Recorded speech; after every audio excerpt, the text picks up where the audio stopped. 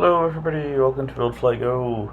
This is Rio 2020 day 18. We are in Puerto Rico, in San Juan, and we're going to Florida in one shot.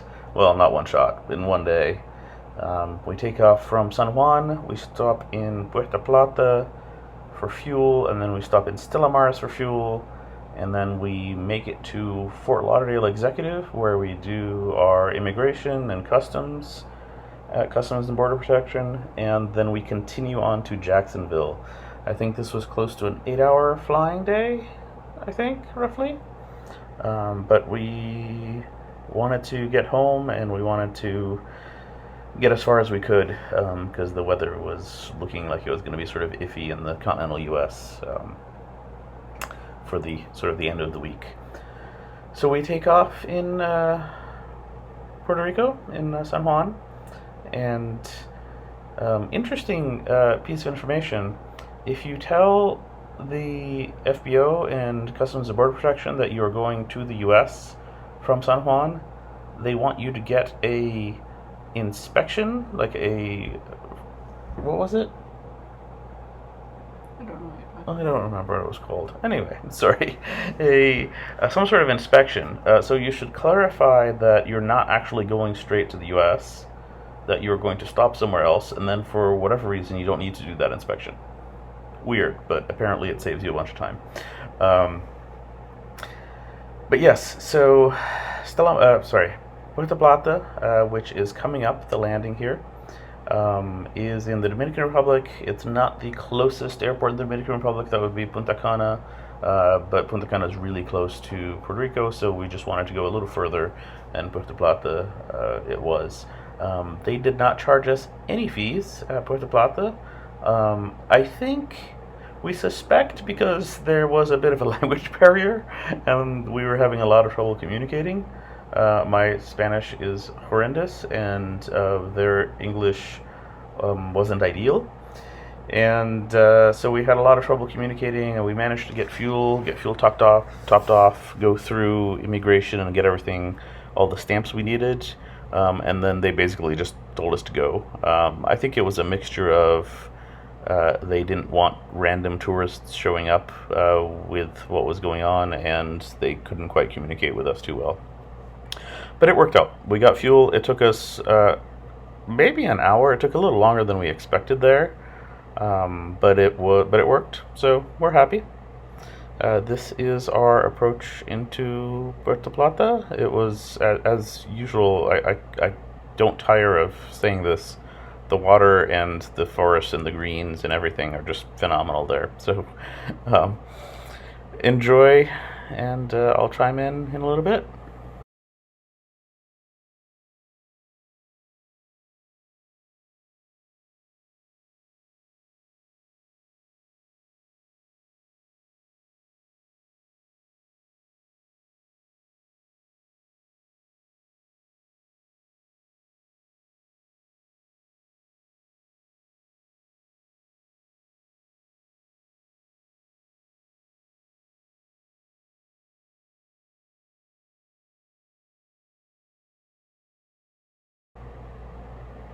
Okay, so we're leaving Puerto Plata, a little back taxi on the runway.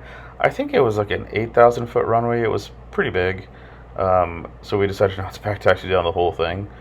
So we maybe only had access to 6,000 or 7,000 feet of that runway, and we take off at like 800 feet. So no big deal there. Usually we back taxi all the way, but we really didn't want to spend the time in the heat. It is fairly hot right now. But we continue, and we're now heading to the Bahamas.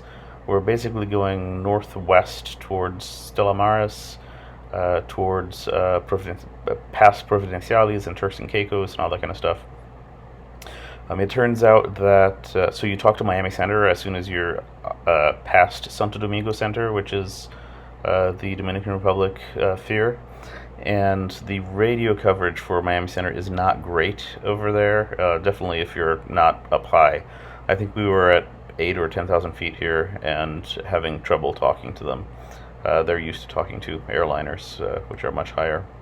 We did try and have airliners relay for us to center and had zero luck. None of them replied, which I was a bit disappointed with. But, eventually we got through to Miami Center, and then I believe it was Exuma Approach or something like that before getting to Stella Maris. And yeah, it worked out.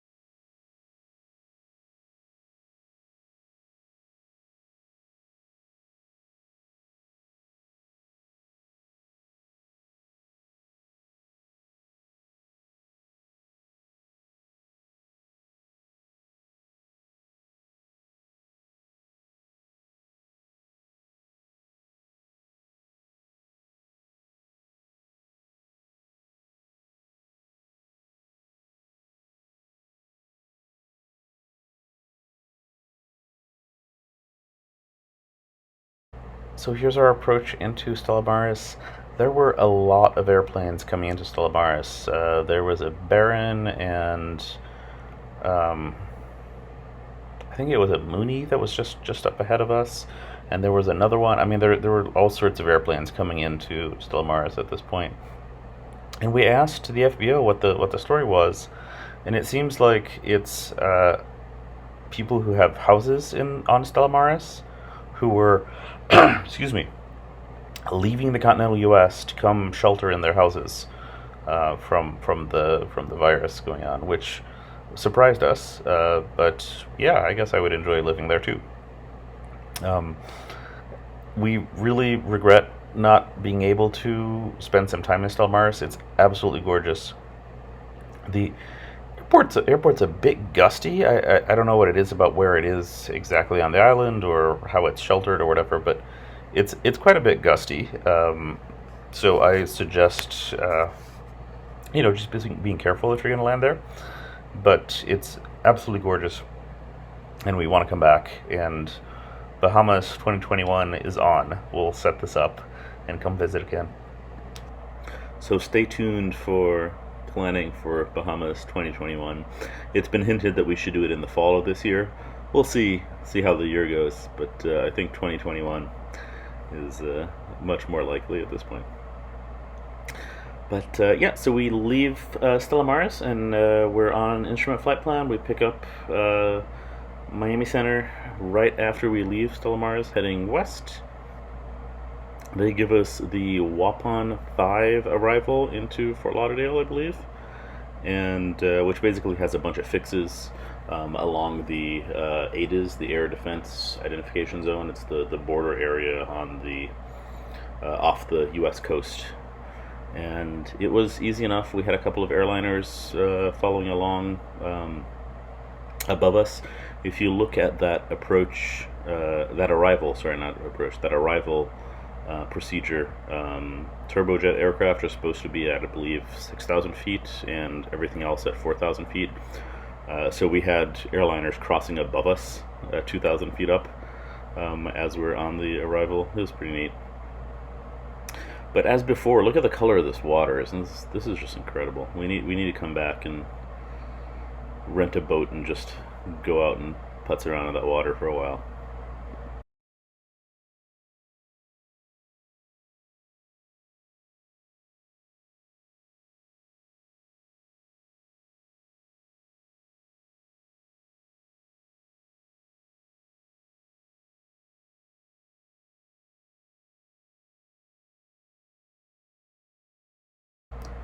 So coming out of the clouds here, we start seeing Florida. We were being vectored and on an instrument flight plan, so they had us unfortunately in the clouds for a lot of this, but it was nice to see shore and nice to see home, and nice to have access to all of the wonderful aviation facilities that we have here, right? Like airports where you don't really have to call ahead for fuel, or you can safely assume that there's going to be fuel. ADS-B weather controllers that will vector you around weather without you having to ask them and beg them to get you out of the clouds, out of the rain. So it really, coming back to the US, really highlighted how good we have it here, right? Like how much easier it is, how much cheaper it is to fly, and how helpful everybody is. Definitely in other countries we had access to fantastic pilots and a fantastic community, and we're very thankful for them having helped us.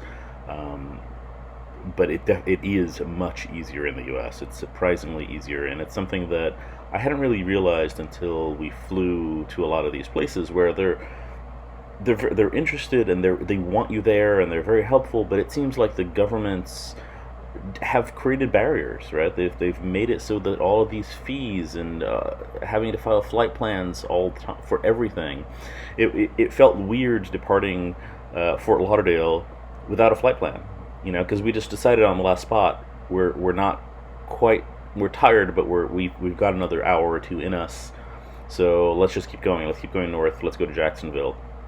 And my gut was saying, wait, I need to file a flight plan. We need 15 minutes on the phone talking to a flight plan person who's going to be correcting my mistakes, and we need 45 minutes before we can activate the flight plan and all that. And then it sort of dawns on us that no, we can just go.